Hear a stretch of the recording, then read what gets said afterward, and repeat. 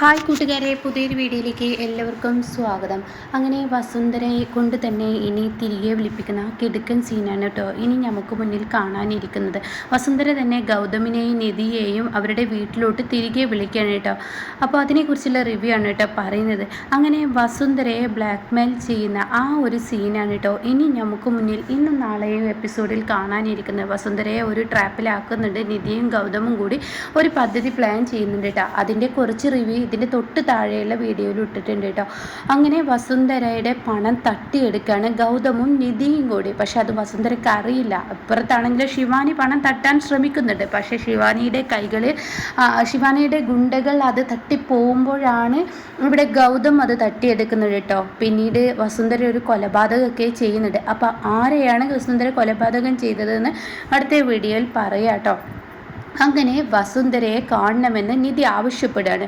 അങ്ങനെ വസുന്ധരയാണെങ്കിലോ ഈ ഒരു 50 ലക്ഷത്തിന് വേണ്ടി വസുന്ധര ആകെ പെട്ടെന്നുള്ള ആ ഒരു ആവേശത്തിൽ വസുന്ധര അങ്ങ് അടിച്ചെങ്കിലും കൂടി പിന്നീട് വസുന്ധരയ്ക്ക് കുത്തിയെങ്കിലും കൂടി വസുന്ധരയ്ക്ക് ആകെ ടെൻഷനാവാണ്. വസുന്ധര ഒരു കൊലപാതകം ചെയ്തു എന്നുള്ള ആ ഒരു ഇതാവാണ്.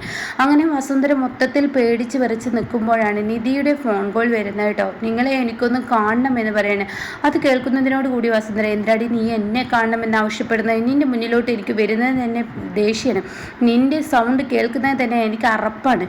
അതൊക്കെ ആയിക്കോട്ടെ, അതൊക്കെ അവിടെ നിൽക്കട്ടെ. എന്നെ അറപ്പും വെറുപ്പും ഒക്കെ ആയിക്കോട്ടെ. നിങ്ങളിപ്പോൾ വരേണ്ടത് ഞാൻ പറയുന്ന സ്ഥലത്തോട്ട് നിങ്ങൾ എത്തിയിരിക്കണം. അതെൻ്റെ ഓർഡറാണ്. അത് കേൾക്കുന്ന ആരടി നീ എന്നെ ഭീഷണിപ്പെടുത്താൻ?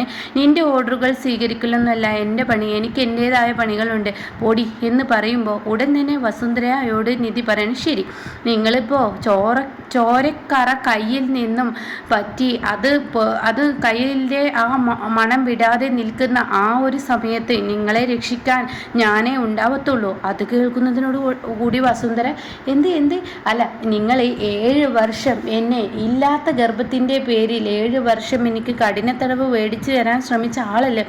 എന്തൊക്കെയാണ് നീ അവിടെയും ഇവിടെയും തൊടാതെയും കണ്ട് സംസാരിക്കാൻ? കൂടുതൽ ഞാൻ സംസാരിക്കുന്നില്ല. നിങ്ങളുടെ ഒരു വീഡിയോ എൻ്റെ അടുത്തുണ്ട്.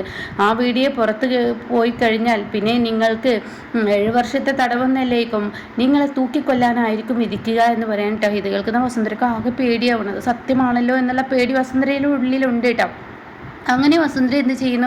ഈശ്വര പെട്ടല്ലോ എന്നുള്ള പേടിയോടുകൂടി വസുന്ധര പെട്ടെന്ന് ശരി ഇനി എവിടോട്ടാണ് വരേണ്ടതെന്ന് പറഞ്ഞാൽ മതി എന്ന് പറയണേ. അങ്ങനെ വസുന്ധര നിധി വിളിക്കുന്നോടത്ത് എത്തുന്നുണ്ട് കേട്ടോ. അപ്പോൾ ഇതെല്ലാം ഗൗതമിൻ്റെ പ്ലാനായിരിക്കും. അങ്ങനെ ഗൗതം നിധിയോട് പറയാണ്, ഞാൻ ഈ പറയുന്ന വീഡിയോ നീ അവർക്ക് കാണിച്ചു കൊടുക്കണം. ശരി ഗൗതം, ഞാൻ കാണിച്ചു കൊടുത്തോളാം.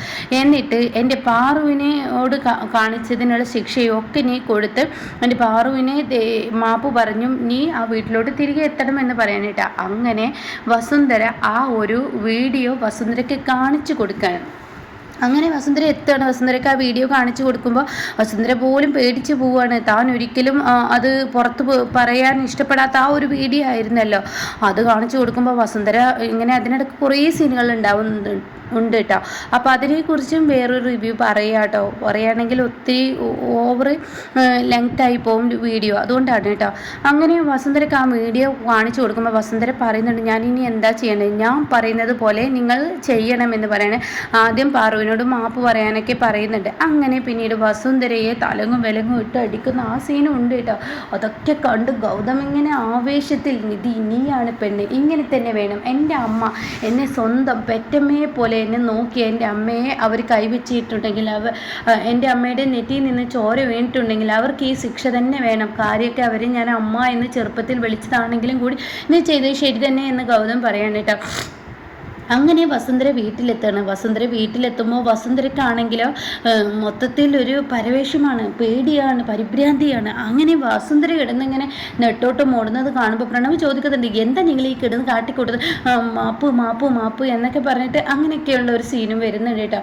പിന്നീട് നിധിയോട് പറയാണ്, നീ ആവശ്യപ്പെട്ടതുപോലെ പാറുവിനോട് ഞാൻ മാപ്പ് പറഞ്ഞിരിക്കുന്നു എന്നുള്ള സത്യം നിധിയോട് പറയാനേട്ടാ. അങ്ങനെ നിധി പറയണം, ശരി പാറുവിനോട് മാപ്പ് പറഞ്ഞെങ്കിൽ ഇനി ഞങ്ങളെ ആ വീട്ടിലോട്ട് തിരികെ വിളിക്കണമെന്ന് പറയട്ടോ. ഇത് കേൾക്കുന്നതിനോടുകൂടി വസുന്ധര ആകെ പെട്ടുപോവാണ്. അതൊന്നും നടക്കത്തില്ല, എൻ്റെ മകൻ ഇവിടോട്ട് വരണമെന്നുള്ളത് എൻ്റെ ആഗ്രഹം തന്നെയാണ്. പക്ഷെ നീ ഈ വീട്ടിലോട്ട് വരുന്നതിൽ എനിക്ക് യാതൊരു യോജിപ്പുമില്ല എന്ന് പറയട്ടോ. ഇത് കേൾക്കുന്നതിനോട് കൂടിയിട്ട് ഞാൻ ആ വീട്ടിലോട്ട് വരുന്നതിൽ നിങ്ങൾക്ക് വേണമെങ്കിൽ യോജിപ്പുണ്ടായാൽ മതി. നിങ്ങളെ തൂക്കിക്കൊന്നു കഴിഞ്ഞാൽ എനിക്ക് ആ വീട്ടിൽ സ്ഥിരമായി വന്ന് നിൽക്കാമല്ലോ. അതിനുള്ള പണി നിങ്ങൾ ഉണ്ടാക്കി വെക്കണോ എന്ന് ചോദിച്ച ഉടൻ തന്നെ വസുന്ധര പറയണേ, ശരി ഞാൻ നീ ഈ വീട്ടിലോട്ട് പോരെ, നാളെ തന്നെ പോന്നേക്ക്. അത് കേട്ട ഉടൻ തന്നെ ഞാൻ ആ വീട്ടിലോട്ട് നാളെ തന്നെ പോരെ എന്നുള്ളതല്ല, ഞാൻ അവിടെ വരും. ഞാൻ അവിടെ വന്നാൽ എന്നെ ആരതി എടുത്ത് എന്നെയും ഗൗതമിനെയും ആ വീട്ടിൽ കയറ്റണം. അത് കേട്ട ഉടനെ ഞാനോ എന്ന് പറയുമ്പോൾ, നിങ്ങൾ ആ വൃത്തികെട്ട പരിപാടിയൊന്നും ചെയ്യേണ്ട, നിങ്ങളല്ല ചെയ്യേണ്ടത്. നിങ്ങളുടെ തോഴിയുണ്ടല്ലോ ഒരുത്തി, ആ ശിവാനി എന്ന് പറയുന്നവൾ, അവള് എനിക്ക് ആരതി എടുക്കണം എന്ന് പറയണം കേട്ടോ. ഇതങ്ങ് കേൾക്കുമ്പോൾ വസുന്ധര നെടുവീർപ്പ് വിടുകയാണ് കേട്ടോ. കാരണം വസുന്ധരയ്ക്ക് ഇതിലും വലിയ സന്തോഷം പറയാനില്ല. കാരണം വസുന്ധര ആഗ്രഹിച്ചും അത് തന്നെയാണ്, ശിവാനി ആരതി എടുത്താലും കുഴപ്പമൊന്നുമില്ല, പക്ഷെ എന്നെ കൊണ്ട് എടുപ്പിക്കരുത് എന്നുള്ള ആ ഒരു ഇതിലാണ് കേട്ടോ. അങ്ങനെ ശിവാനി വസുന്ധരയുടെ റൂമിലോട്ട് ആ സമയം കടന്നു വരികയാണ്.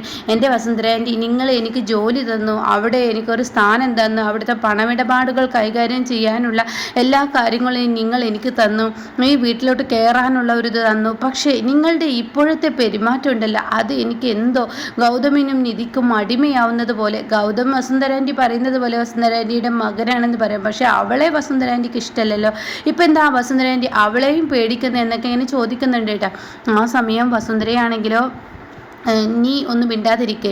അപ്പോൾ എന്താ ആൻറ്റി, ഇതിപ്പോൾ അവളോട് അടിയറവ് വെക്കുന്നത് പോലെ ആയല്ലോ, ആൻറ്റിയുടെ ജീവിതം എന്നൊക്കെ പറയുമ്പോൾ നീ മിണ്ടാതിരിക്കുന്നെന്ന് നിന്നോട് ഞാൻ പറഞ്ഞു, അതിൽ കൂടുതൽ നീ സംസാരിക്കേണ്ട എന്ന് പറയട്ടോ. ഇത് കേൾക്കുന്നതിനോട് കൂടിയിട്ട് ശിവാനി പറയാം, എൻ്റെ ആൻറ്റിയുടെ അന്തസ്സിന് ചേർന്ന പണിയല്ല ആൻറ്റി ഇങ്ങനെയൊക്കെ ചെയ്യുന്നത്. ഞാനൊരു കാര്യം നിന്നോട് പറയുന്നു, അതങ്ങ് നീ ചെയ്താൽ മതി. എന്ത്? നാളെ നിധിയും ഗൗതം ഈ വീട്ടിലോട്ട് തിരികെ വരികയാണ്. നിധിയും വരുന്നുണ്ടോ? അതെ, നിധിയും ഗൗതം. ഈശ്വരോ, ഞാൻ എത്ര കഷ്ടപ്പെട്ടിട്ടാണ് ആ രണ്ടെണ്ണത്തിനെ ഇവിടെ നിന്ന് അടിച്ചിറക്കി വിട്ടത്. ഇനി ഇവർക്ക് എന്താ ഭ്രാന്തായോ? എന്താ വസുന്ധരാൻറ്റി, നിങ്ങൾക്ക് ഭ്രാന്തായോ എന്നിങ്ങനെ ഉറക്കെ ചോദിക്കാനായിട്ട് വസുന്ധരയോട്. അപ്പോൾ വസുന്ധര പറയണേ, എനിക്ക് ഭ്രാന്തല്ലാതിരിക്കുക, അതൊക്കെ അവിടെ നിൽക്കട്ടെ. നിന്നോട് ഞാൻ പറഞ്ഞത് എന്താണ്, നാളെ നിധിയും ഗൗതം ഇങ്ങോട്ടേക്ക് വരികയാണ്, ആരതി എടുത്ത് അവരെ നീ സ്വീകരിക്കണമെന്ന് പറയട്ടോ. ഇത് കേൾക്കുന്ന ശിവാനി, എന്താ ഈ പറയുന്നത്, അതൊന്നും നടക്കത്തില്ല. എന്നാൽ നീ നിൻ്റെ വീട്ടിലോട്ട് പോയിക്കോ, ഞാൻ പറയുന്നതിനനുസരിച്ച് നിനക്ക് ഈ വീട്ടിൽ താമസിക്കാമെങ്കിൽ മാത്രം നിനക്കിവിടെ നിൽക്കാം, അല്ല എങ്കിൽ പ്രണവിൻ്റെ ജീവിതത്തിൽ നീ ഉണ്ടാവില്ല, നിനക്ക് പിന്നീട് സ്ഥാനമാനങ്ങൾ ഉണ്ടാവില്ല എന്നുള്ളതൊക്കെ അങ്ങ് പറയട്ടോ. ശരി ആൻറ്റി എന്ന് പറയുകയാണ് കേട്ടോ. പിന്നീട് ശിവാനി, ഇവർക്ക് എന്തോ തുളക്ക് വട്ടായോ, എന്നെക്കൊണ്ട് എന്നെ ആരതി ഒഴിപ്പിക്കുന്നു, ഇനിയിപ്പോൾ നിധിയും ഗൗതം ഈ വീട്ടിലോട്ട് വരുന്ന എത്ര കഷ്ടപ്പെട്ടാണ് ഞാൻ അവർ ഈ വീട്ടിൽ നിന്ന് അടിച്ചിറക്കിയത്, എന്നിട്ടിപ്പോൾ വീണ്ടും അവർ ഈ വീട്ടിലോട്ട് വരിക എന്നിങ്ങനെ പറയുന്നുണ്ട് കേട്ടോ. അങ്ങനെ വസുന്ധരയും നിധി വരുന്നതും കാട്ട് വസുന്ധര ഇങ്ങനെ നിൽക്കുകയാണ്. അങ്ങനെ നിധിയും ഗൗതം പിറ്റേ ദിവസം അവിടെ എത്തുകയാണ്. ആ സമയമാണെങ്കിലോ വസുന്ധര ഇങ്ങനെ കയറി വരുമ്പോൾ തന്നെ നിൽക്ക് എന്ന് പറയുന്നുണ്ട് കേട്ടോ. ഇതേ സമയം നിധിയും ഗൗതമും ഒന്ന് ഞെട്ടി നിൽക്കുകയാണ്. അപ്പോൾ അവിടെ പ്രണവും പാറുവും ഓടിയെത്തണം. എന്താ എൻ്റെ മക്കൾ വന്നോ, എന്താ വസു നീ അവരെ ഇങ്ങോട്ട് കയറാൻ സമ്മതിക്കാത്ത എന്ന് പറയുമ്പോൾ ശിവാനി അതിങ്ങ് കൊണ്ടുപോവാ എന്ന് പറയട്ടെ. അപ്പോഴാണ് ശിവാനി ആരതിയൊക്കെ എടുത്ത് വരുന്നത്. അങ്ങനെ ശിവാനിയോട് നീ ചെന്ന് അവരെ ആരതി എടുത്ത് ഒഴി, എൻ്റെ മക്കൾ തിരികെ വന്നിരിക്കുകയാണ്, അവരുടെ ദൃഷ്ടിദോഷമൊക്കെ മാറട്ടെ എന്ന് പറഞ്ഞിട്ട് ശിവാനിയെ കൊണ്ട് ആരതി ഒഴിയിപ്പിച്ച് ആരതി തട്ടും വരച്ചിട്ട് അവരെ അകത്തോട്ട് കയറ്റുന്ന നല്ല കിടുക്കൻ സീനാണ് കേട്ടോ. ഇനിയാണ് കളി തുടങ്ങുന്നത്. ഇനിയാണ് ഞാൻ ഇതുവരെ പറഞ്ഞ എപ്പിസോഡുകളൊക്കെ എത്താനിരിക്കുന്നത്.